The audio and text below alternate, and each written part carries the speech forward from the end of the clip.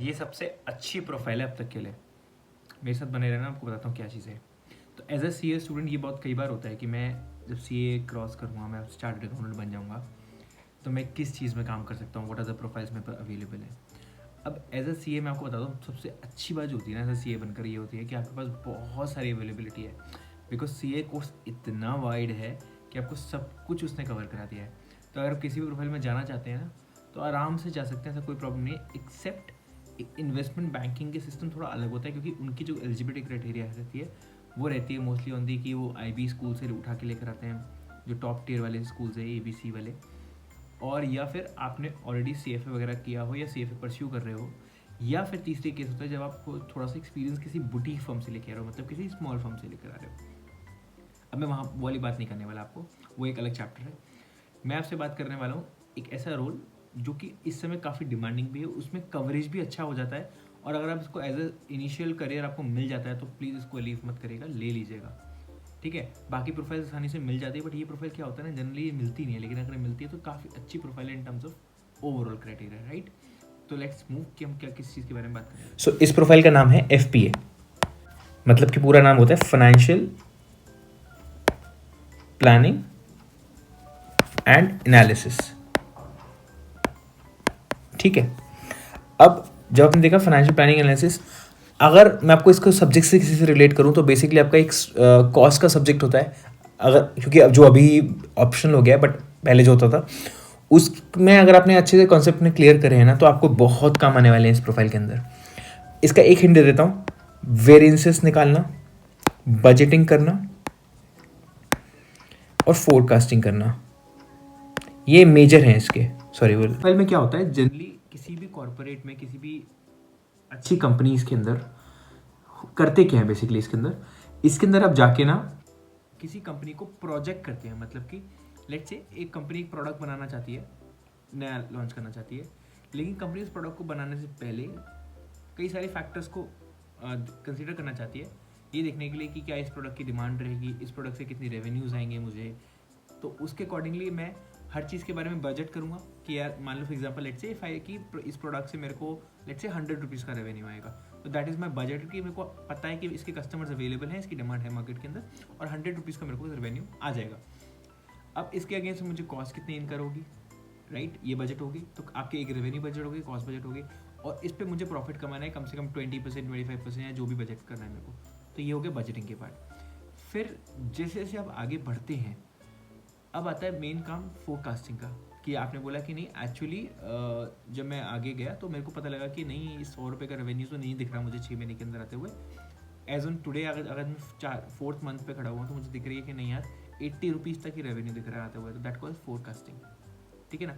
और उन दोनों के बीच में वेरियंसेस किस कारण से आ रहे हैं वो आप अपने पास नोट डाउन करते हैं, तो इसको बोलते हैं वेरियंसेस निकालना। अब इसे आप क्यों कर रहे हैं, as a management top level जो होता है, जैसे कि रिलायंस के अंदर अंबानी जी।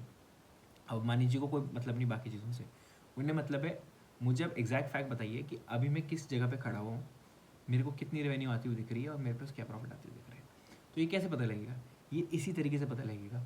अब एज अ FPA बंदा अगर आप हो तो आप क्या कर रहे हो, आप बेसिकली जाके जो है ये सारी फोरकास्टिंग कर रहे हो। अभी करने के लिए फोरकास्टिंग बजटिंग वगैरह करने के लिए आपने क्या किया, कई लोगों से, कई डिपार्टमेंट से बात किया, परचेज के डिपार्टमेंट होंगे, रेवेन्यू के डिपार्टमेंट्स होंगे, बाकी रॉ मटेरियल लेने वाले डिपार्टमेंट अलग होंगे, परचेज रिक्वेस्ट करने वाले डिपार्टमेंट अलग होंगे, सबसे मिलके एक कोलैबोरेटली सारी इन्फॉर्मेशन इकट्ठा की।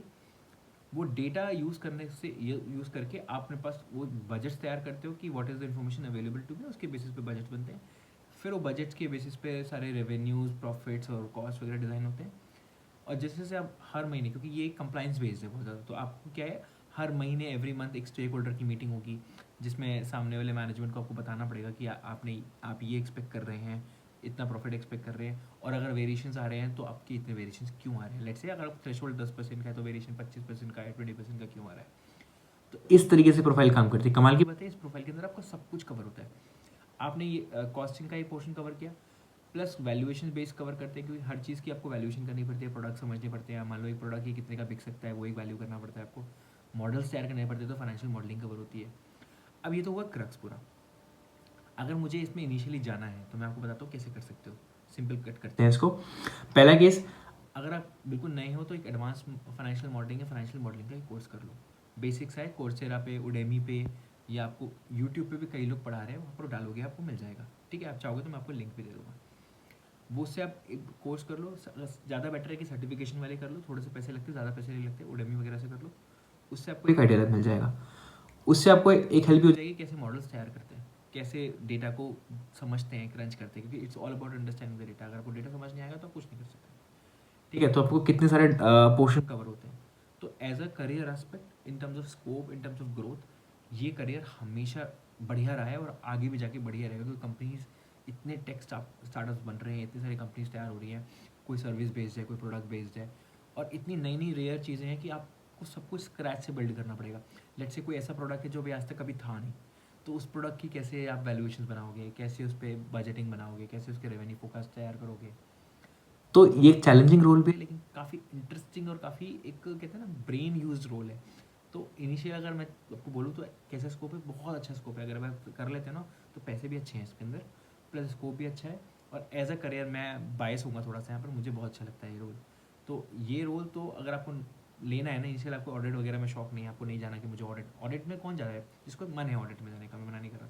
फाइनेंशियल रिपोर्टिंग में कौन जा रहा है, जिसको मन है। लेकिन जिसका वो क्राइटेरिया नहीं है, अगर उन्हें नहीं जाना है, तो मैं चाहूँगा कि आपको इनिशियल अगर स्टार्ट लेना है तो इसके लिए आप ये कोर्सेज करने के बाद ही उस तरफ मूव करना, तो आपको एक बेटर पर्सपेक्टिव मिलेगा इन टर्म्स ऑफ दैट। अब आप मुझे बता देना अगर आपको और ब्रीफ जानना है इसके बारे में, तो मैं आपको एक ब्रीफ वीडियो भी अलग से बना दूँगा।